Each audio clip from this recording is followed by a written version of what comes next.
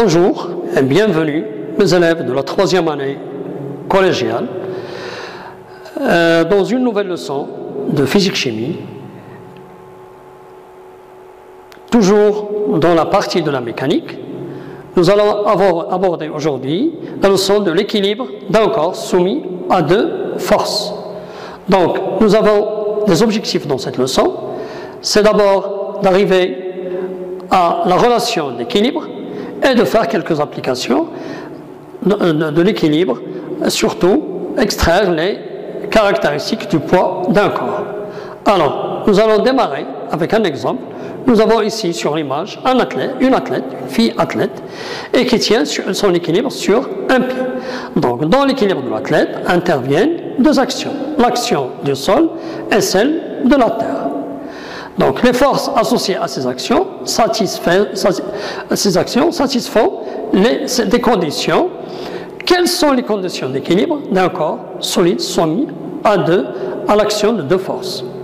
Alors, nous allons faire une étude expérimentale pour arriver à la condition d'équilibre d'un corps soumis à deux forces.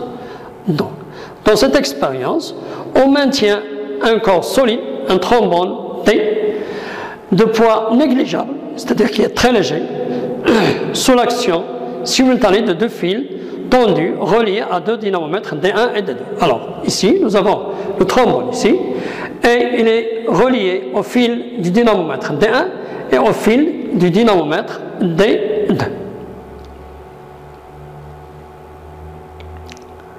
Alors, nous allons faire le bilan des forces agissant sur le trombone. Donc, le système étudié est le trombone T. Les forces de contact, nous avons la force exercée par le dynamomètre D1. Nous allons la symboliser par le vecteur F1.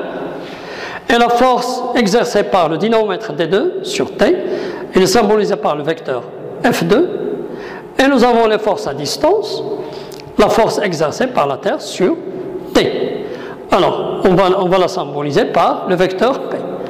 Alors, P, puisque le trombone est très léger, alors P est négligeable devant les forces F1 et F2. Donc, on va faire l'étude seulement sous l'action de deux forces. Donc, les caractéristiques des forces. Donc, nous avons le point d'application, la droite d'action, le sens et l'intensité.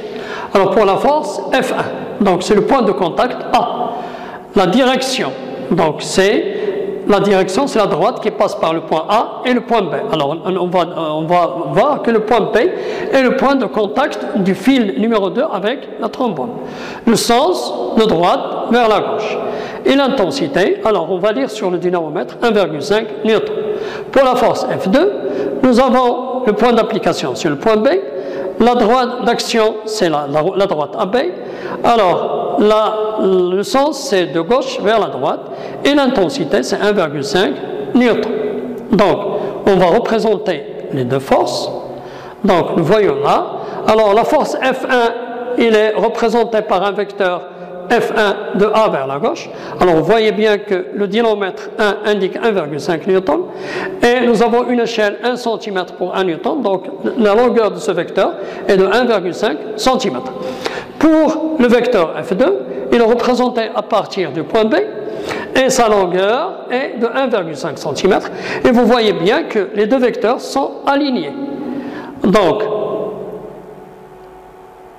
la déduction qu'on va faire de cette expérience, les vecteurs F1 et F2 ont la même ligne d'action, ou bien la même droite d'action, ou bien la même direction, donc des phrases qui ont le même sens, deux sens opposés, donc l'un tire vers la gauche, l'autre vers la droite. Et si, par exemple, on maintient les deux dynamomètres l'un vers le haut et l'autre vers le bas, l'intensité, donc la même indication des deux dynamomètres. Par exemple, dans cette expérience, le dynamomètre D1 indique 1,5 newton, donc D2 indique la même chose. Si le dynamomètre D1 indique par exemple 3 newtons, l'autre va indiquer 3 newtons. Donc les indications des deux dynamomètres sont les mêmes. La conclusion, on a donc F1, le vecteur F1 est égal moins le vecteur F2. Alors le signe moins vient du fait qu'ils ont des sens opposés. Ou bien, si je prends le F2 de l'autre côté de l'équation, on aurait le vecteur F1 plus le vecteur F2 est égal au vecteur nul.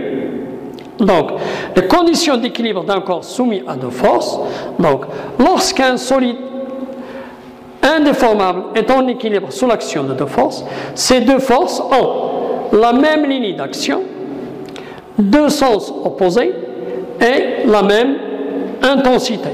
Et on représente les deux forces par le schéma suivant. Nous exprimons les conditions d'équilibre pour les deux forces qui ont la même droite d'action par l'écriture. Le vecteur F1 est égal moins le vecteur F2, ou le vecteur F1 plus le vecteur F2 est égal au vecteur nul. Voilà. Nous aurons une remarque.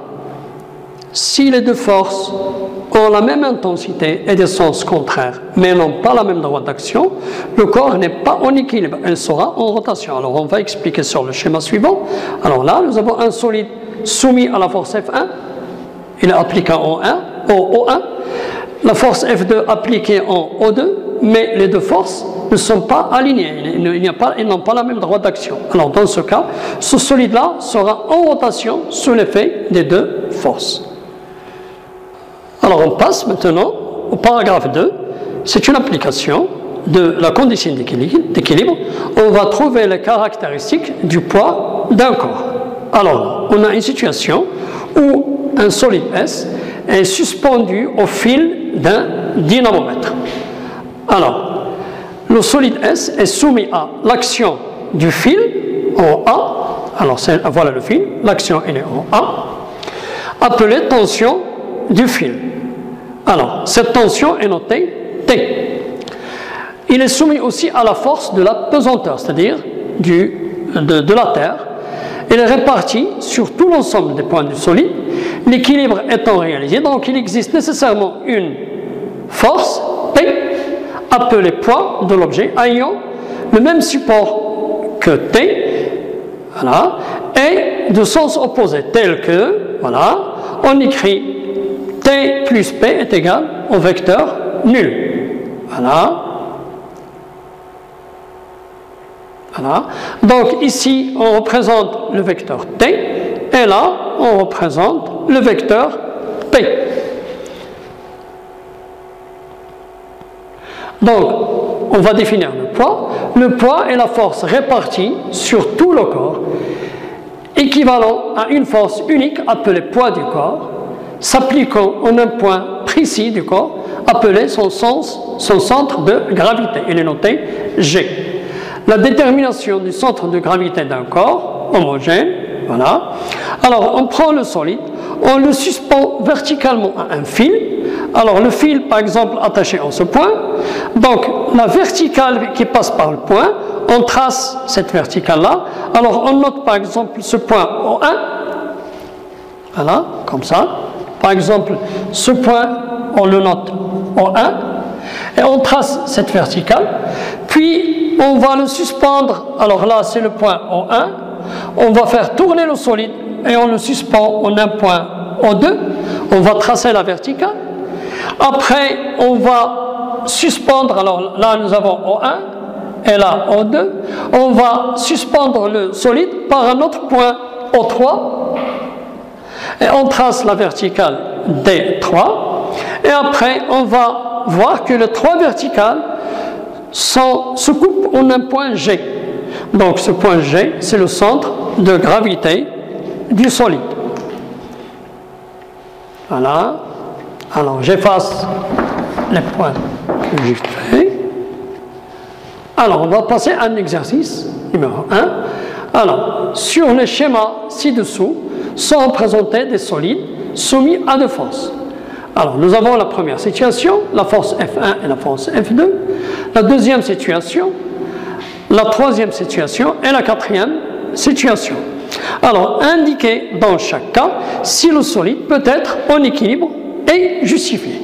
Alors, vous voyez là que les deux forces sont alignés, c'est-à-dire qu'ils ont la même droite d'action, mais ils n'ont pas des sens opposés. Alors, dans ce cas, il n'y aurait pas d'équilibre, parce que les deux forces n'ont pas de sens opposés. Alors, dans ce cas-là, vous voyez bien que les deux forces sont alignées, ils ont la même droite d'action, des sens opposés, mais les intensités ne sont pas égales. Alors, l'intensité de la force F2 est plus grande, ou bien elle est supérieure à celle de F1. Donc, même chose, ici, il n'y aurait pas d'équilibre.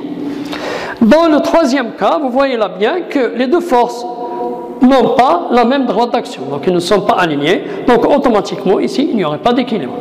Dans le quatrième cas, vous voyez là que les deux forces sont alignées, elles ont des sens opposés et elles ont la même intensité. Donc dans le quatrième cas, il y aurait l'équilibre du solide. Donc le premier, le deuxième et le troisième cas, il n'y aurait pas d'équilibre, sauf dans le quatrième où il y aurait un équilibre.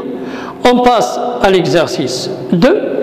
Alors, on prend le schéma ici. Alors, nous avons là une grue qui soulève un seau à l'aide d'une corde.